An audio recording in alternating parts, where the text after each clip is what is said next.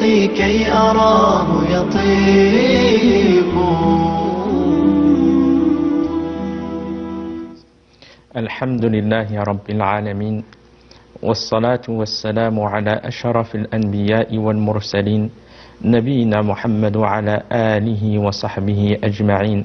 Chers frères, chères sœurs, assalamu alaikum wa rahmatullahi wa barakatuh, et bienvenue à tous et à toutes dans nos assises de Ramadan, ces cours sur le sujet du Ramadan et ses mérites. Et nous étions arrivés dans la continuité de ce noble hadith Qudsi, ce hadith divin qui a relaté différents et multiples mérites sur du jeûne. Min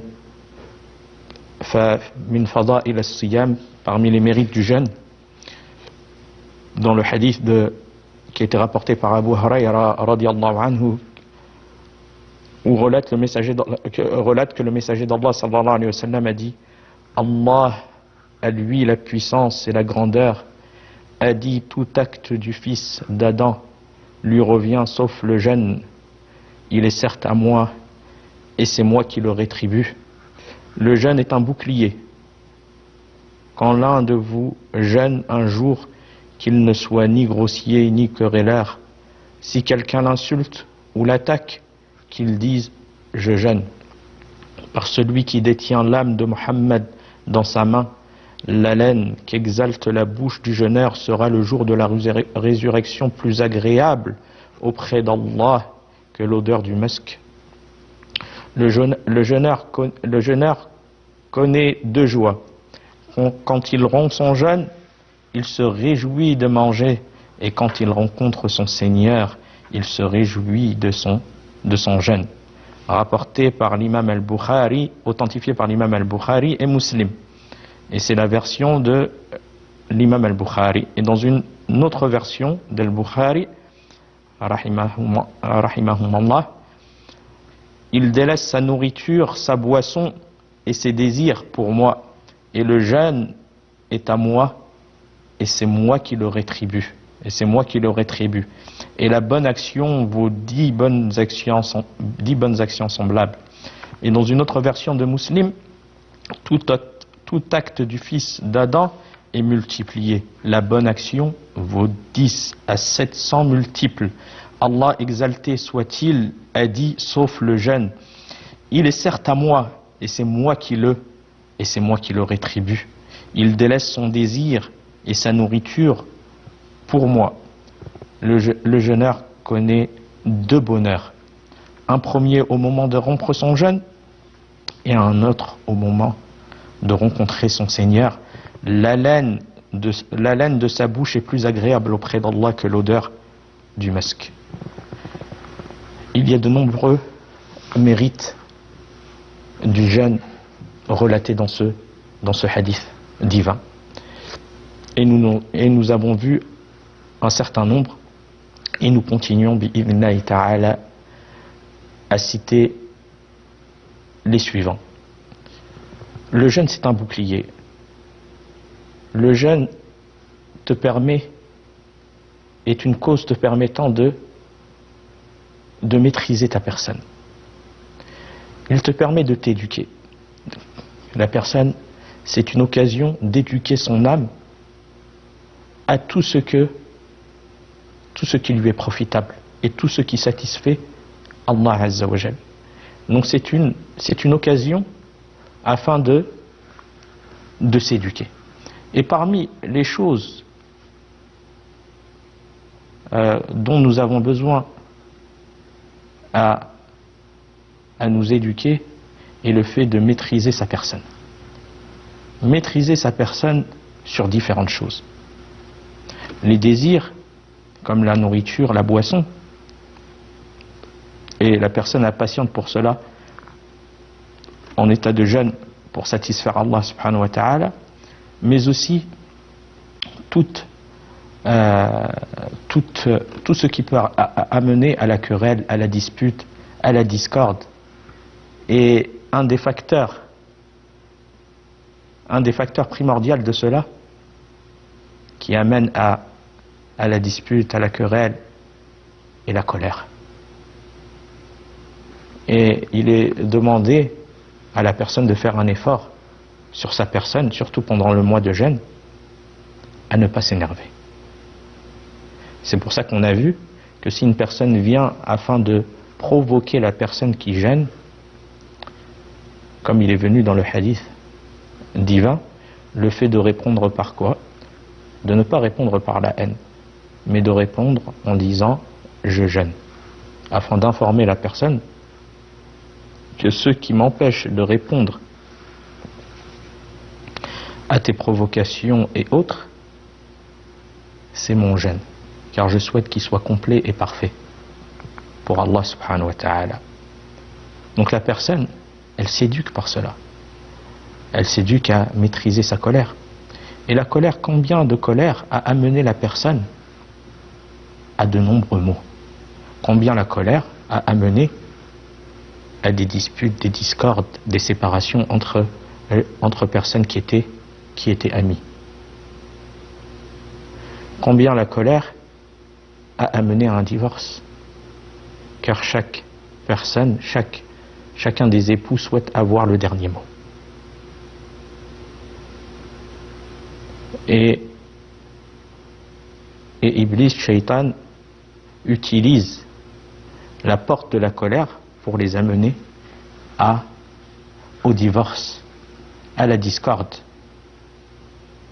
Et si la personne, chacun pour Allah subhanahu wa ta'ala, maîtrise sa personne dans le but de la récompense d'Allah et aussi dans le but de garder l'union entre l'époux et l'épouse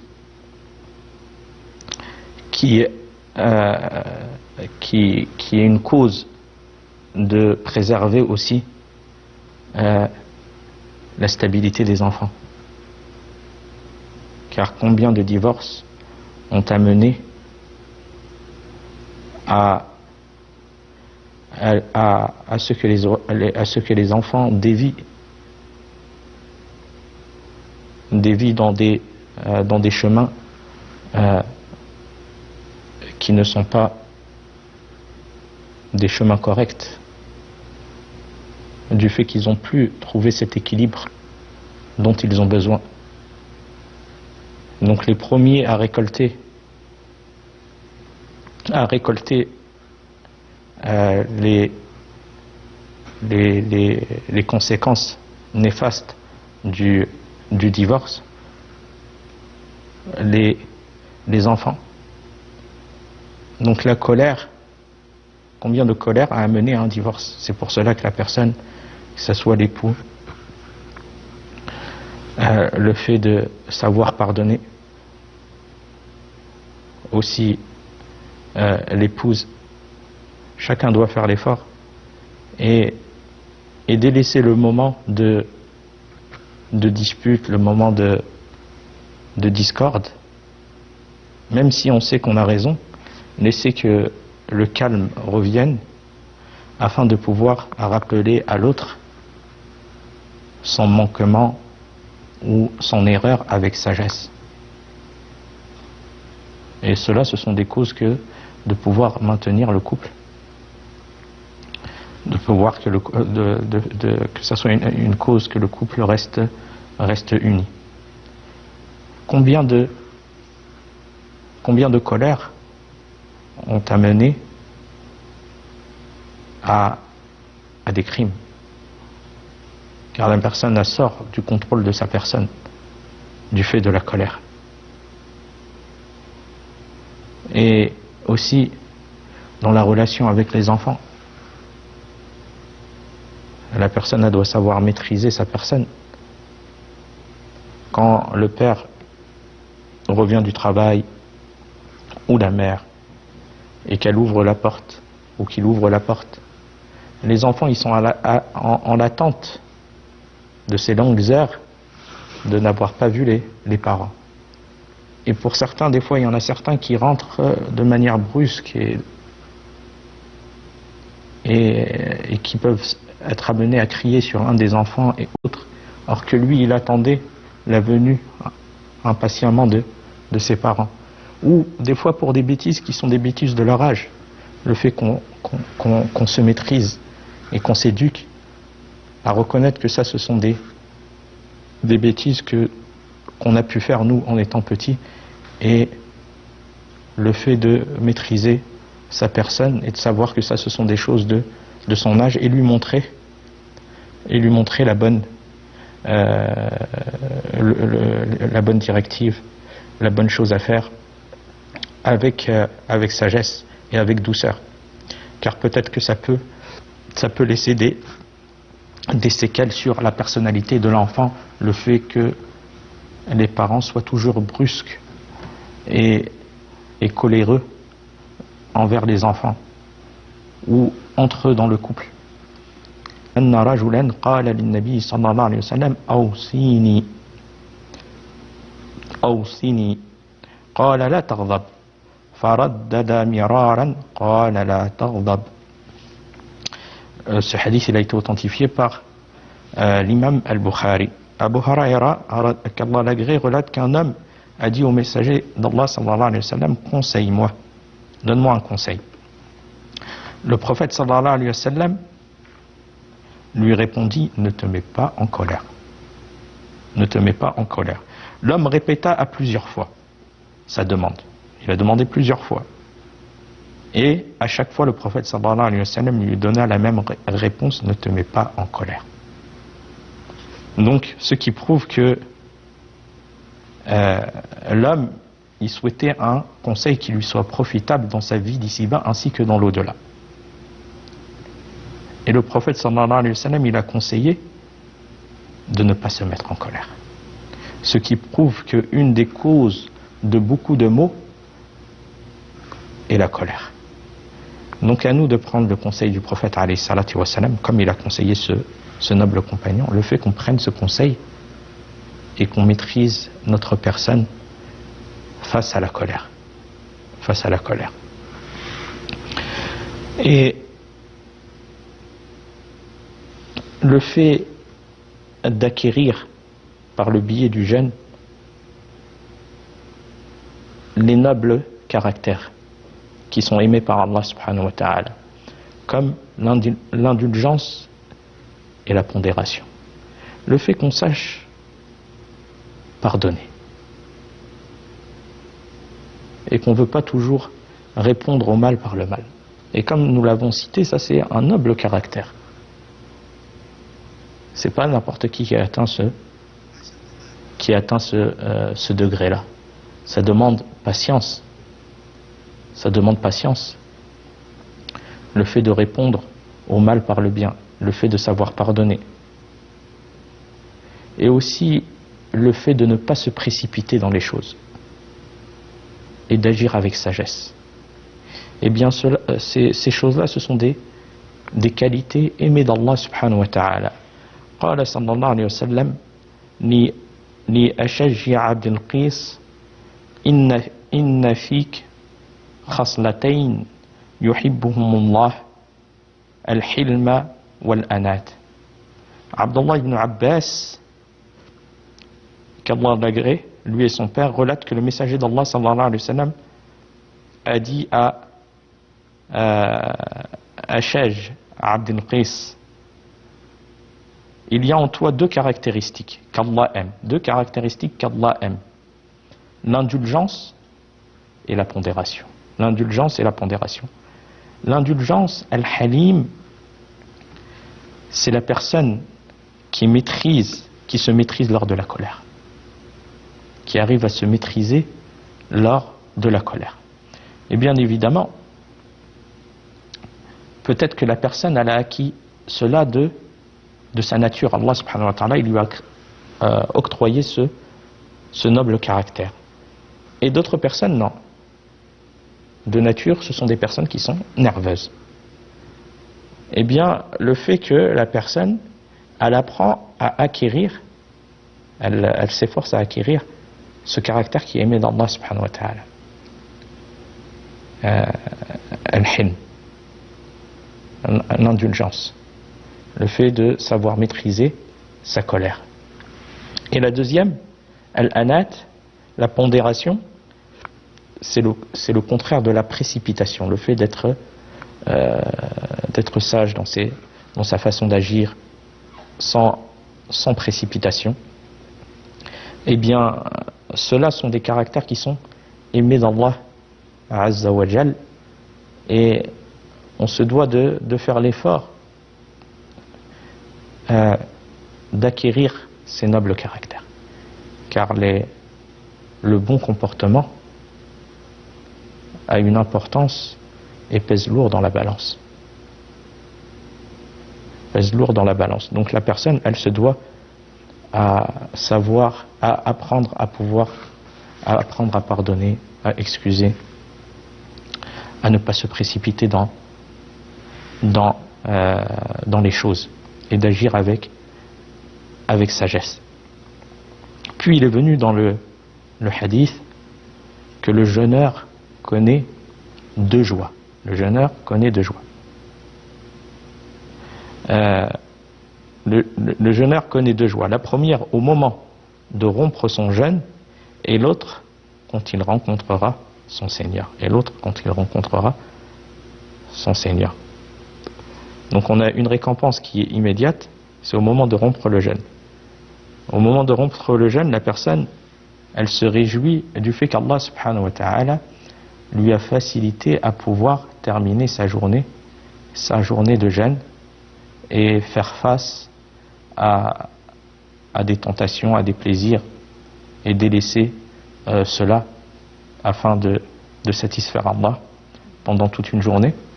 Donc il se réjouit de cela et aussi de la récompense qui est liée à ce jour de jeûne.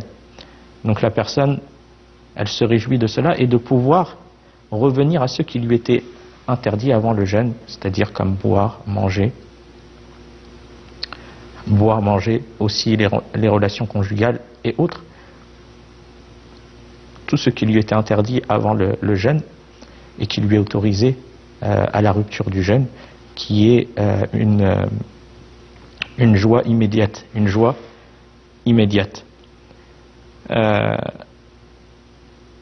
Quant à la récompense qui est différée, c'est celle qui est dans l'au-delà, lorsqu'il rencontrera son Seigneur, et qu'Allah subhanahu wa ta'ala rétribuera le jeûneur qui a une récompense, qu'Allah s'est chargé de rétribuer d'une récompense sans limite, que seul Allah subhanahu wa ta'ala connaît. Donc le fait de récolter les fruits de ce jeûne dans ce bas monde, au moment où il en a le plus besoin, Et au jour de la résurrection, les gens seront dans le besoin de hasanat. Chacun sera occupé par sa propre personne de la terreur de ce jour, une journée équivalent à 50 000 ans. Et les gens sont dans le besoin de ces bonnes actions. Eh bien, la joie de la récompense d'Allah au jeûneur à ce moment-là. Donc la personne, elle se réjouira aussi de cela, de l'œuvre du jeûne dans ce bas monde. Et il y a une porte, parmi les grandes rétributions du jeûneur, il y a une porte au paradis appelée Ar-Rayyan, comme il est venu dans le hadith authentifié par l'imam al-Bukhari عن سهل بن سعد رضي الله عنه عن النبي صلى الله عليه وسلم قال إن في الجنة بابا يقال له الريان يدخل منه الصائمون يوم القيامة لا يدخل منه أحد غيرهم يقال أين الصائمون فيقومون لا يدخل منه أحد غيرهم فإذا دخلوا أغلق فلم يدخل منه أحد. Le prophète sallallahu alayhi wa sallam, il dit dans ce hadith, il y a au paradis une porte appelée Ar-Rayyan. Le jour du jugement, seuls les jeûneurs l'emprunteront. On appellera où sont les jeûneurs? Ils se lèveront et personne n'y entrera à part eux. Une fois entrée, on la refermera et plus personne ne pourra y accéder. Inch'Allah, on donnera l'explication par la suite de cela à la continuité du prochain cours.